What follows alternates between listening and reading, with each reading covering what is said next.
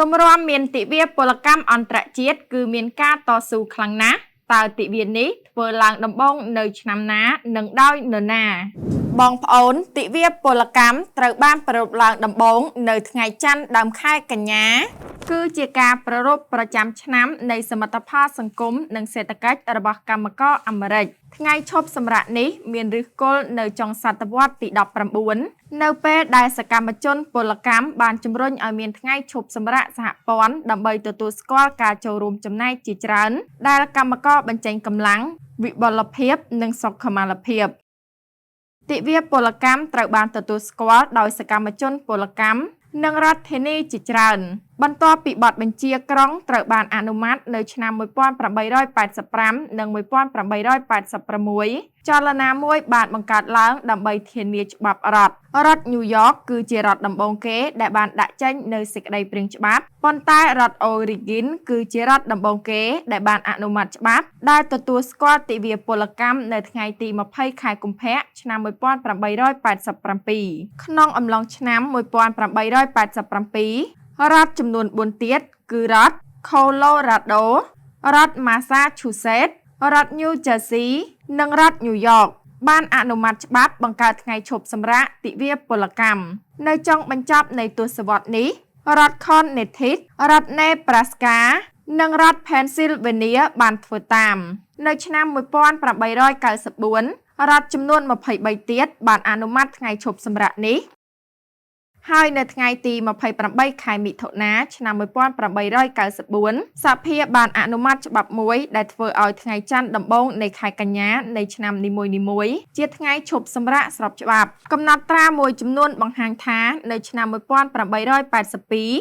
លោក Peter J. McGuire អគ្គលេខាធិការជាសហស្ថាបនិកនៃសហព័ន្ធពលកម្មអាមេរិកបានស្នើឲ្យកំណត់ថ្ងៃមួយសម្រាប់ថ្ងៃឈប់សម្រាកទូទៅសម្រាប់វណ្ណៈកម្មករប៉ុន្តែតួនាទីរបស់លោក Peter McGuire នៅក្នុងប្រវត្តិសាស្ត្រទិវាពលកម្មមិនត្រូវបានរារាំងឡើយមនុស្សជាច្រើនជឿថាកម្មករភាគច្រើនត្រូវបានឈប់សម្រាកទិវាពលកម្មដំបូងនៃថ្ងៃឈប់សម្រាកទិវាពលកម្មលើកដំបូងត្រូវបានប្រារព្ធឡើងនៅថ្ងៃអង្គារទី5ខែកញ្ញាឆ្នាំ1882នៅទីក្រុងញូវយ៉កស្របតាមផែនការរបស់សហជីពកម្មករកណ្ដាលសហជីពកម្មករកណ្ដាលបានប្រារព្ធថ្ងៃឈប់សម្រាកទិវាពលកម្មលើកទី2របស់ខ្លួន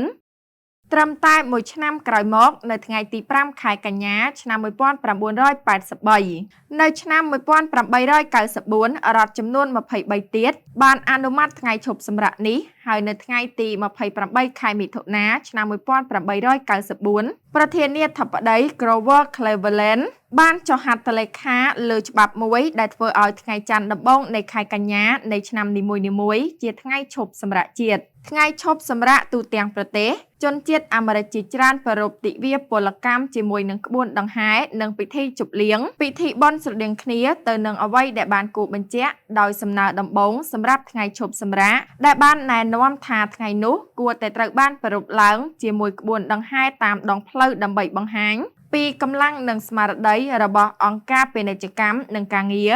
របស់សហគមន៍បន្ទាប់មកដោយពិធីបុណ្យសម្រាប់ការកម្សាន្តនិងការកម្សាន្តរបស់កម្មករនិងក្រុមគ្រួសាររបស់ពួកគេនេះបានក្លាយជាគំរូសម្រាប់ការប្រារព្ធទិវាពលកម្មសន្ទរកថារបស់បុរសនិងស្ត្រីលេចធ្លោត្រូវបានណែនាំនៅពីក្រោយដោយសារការសង្កត់ធ្ងន់បន្ថែមទៀតត្រូវបានដាក់លើសារៈសំខាន់សេដ្ឋកិច្ចនិងស៊ីវិលនៃថ្ងៃឈប់សម្រាកក្រោយមកទៀតដោយសេចក្តីសម្រេចនៃអនុសញ្ញាសហព័ន្ធការងារអាមេរិកឆ្នាំ1909ថ្ងៃអាទិត្យមុនទិវាពលកម្មត្រូវបានអនុម័តជាថ្ងៃអាទិត្យពលកម្មនិងឧទ្ទិសដល់ទិដ្ឋភាពខាងវិញ្ញាណនិងការអប់រំនៃចលនាពលកម្មកម្លាំងពលកម្មអាមេរិកបានលើកកម្ពស់ស្តង់ដារជីវភាពរបស់ប្រទេសជាតិនិងបានរួមចំណែកដល់ផលិតកម្មដ៏អស្ចារ្យបំផុតដែលពិភពលោកធ្លាប់ស្គាល់ហើយចលនាពលកម្មបាននាំយើងឲ្យកាន់តែខិតជិតដល់ការសម្រេចបាននូវឧត្តមគតិប្រពៃណីរបស់យើងនៃលទ្ធិប្រជាធិបតេយ្យសេដ្ឋកិច្ចនិងនយោបាយ